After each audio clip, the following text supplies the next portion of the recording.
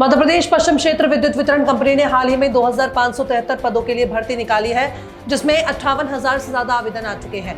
अभी दूसरे चरण में 123 पदों के लिए ऑनलाइन आवेदन प्रारंभ हो गए हैं। मध्य प्रदेश में लगातार बढ़ रही शिक्षित बेरोजगारों की संख्या की वजह से नौकरी हासिल करने वालों के बीच जबरदस्त प्रतिस्पर्धा देखने को मिल रही है, जिसकी 23 जनवरी अंतिम तारीख थी। अब इसे बढ़ाकर 7 फरवरी कर दिया गया है।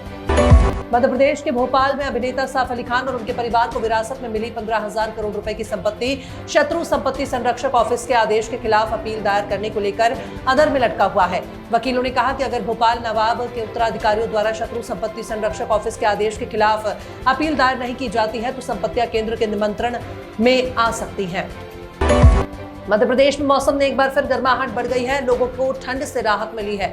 अधिकतम तापमान 30 डिग्री के ऊपर पहुंच गया है। मंडला में 31 डिग्री अधिकतम तापमान दर्ज किया गया। इसके अलावा न्यूनतम तापमान भी कई शहरों में 14 डिग्री सेल्सियस से भी अधिक पहुंच गया है। मध्य प्रदेश का मौसम विभाग लगातार हो रहे मौसम में बदलाव पर नजर रखा हुआ है। मध्य प्रदेश में अब ठंड का असर धीरे धीरे कम होने लगा है। मध्य प्रदेश के सीएम मोहन यादव ने गुरुवार को ऐलान किया है कि राज्य के 17 धार्मिक नगरों में शराबबंदी होगी। नरसिंहपुर में उन्होंने कहा कि हमारी सरकार से संकल्प लिया है कि 17 अलग अलग धार्मिक नगरी में हम शराबबंदी करने की घोषणा कर रहे हैं। ना कोई देशी और ना कोई विदेशी किसी तरह की शराब इन धार्मिक नगरी में नहीं मिलेगी। उत्तराखंड के पूर्व वन मंत्री और कांग्रेस नेता हरक सिंह रावत के खिलाफ प्रवर्तन निदेशालय ने बड़ी कार्रवाई की है। सहसपुर क्षेत्र में स्थित उनकी 101 बीघा जमीन को ईडी ने अटैच कर लिया है। इसकी अनुमानित कीमत 70 करोड़ रुपए है। ये जमीन उनकी पत्नी दीप्ति रावत और उनकी करीबी लक्ष्मी राणा के नाम पर खरीदी गई थी। आरएलडी अध्यक्ष और कौशल विकास और उद्यमशीलता राज्य मंत्री जयंत चौधरी ने मुख्यमंत्री योगी आदित्यनाथ को चिट्ठी लिखी है। इसमें उन्होंने बागपत के मिलाना और मुजफ्फरनगर के हरसौड़ी में बालिकाओं के लिए राजकीय बालिका इंटर कॉलेज खोलने का अनुरोध किया है। एमजेएफ ट्रस्ट का हवाला देते हुए यह भी अवगत कराया कि मुजफ्फरनगर और बागपत के विभिन्न गांव में मुस्लिम बालिकाओं की शिक्षा का स्तर आशा के अनुरूप नहीं है। दिल्ली में आम आदमी पार्टी और बीजेपी के बीच घमासान जारी है। चुनाव प्रचार के बीच जमकर बयानबाजी हो रही है। आम आदमी पार्टी के वरिष्ठ नेता मनीष सिसोदिया ने बीजेपी पर हमला बोला। उन्होंने कहा कि अरविंद केजरीवाल ने बीजेपी को शिक्षा पर बात करने के लिए मजबूर कर दिया।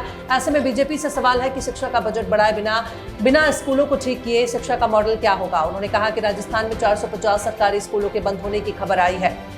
वित्त मंत्री निर्मला सीतारमण 1 फरवरी को मोदी सरकार के तीसरे कार्यकाल का पहला पूर्ण बजट पेश करेगी। देश के आर्थिक विकास की गति को सुस्त पड़ने से लेकर डिमांड और खपत में गिरावट के बीच इस बजट में उद्योग जगत से लेकर मध्य वर्ग को बहुत उम्मीदें हैं। ऐसे में स्मॉल केस मैनेजर्स का मानना है कि इस बजट में टैक्स में बदलाव के साथ इंसेंटिव के जरिए टैक्स रिफॉर्मर्स की दिशा में बड़े ऐलान किए जा सकते हैं।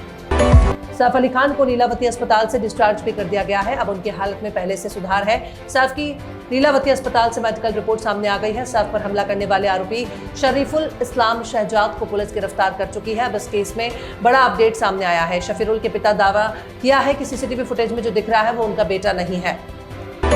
टीम इंडिया के स्टार स्पिनर युजवेंद्र चहल और बल्लेबाज मनीष पांडे की तलाक को लेकर अफवाहें काफी तेज हैं। इस बीच टीम इंडिया के पूर्व बल्लेबाज वीरेंद्र सहवाग के तलाक की भी अफवाहें उड़ने लगी हैं। मीडिया रिपोर्ट्स ने दावा किया है कि चहल पत्नी धर्मश्री वर्मा और मनीष पांडे पत्नी अश्विता शेट्टी से अलग हो सकते हैं। अब सहवाग को लेकर भी दावा किया जाने लगा है कि वो पत्नी आरती अहलावत से अलग हो सकते हैं।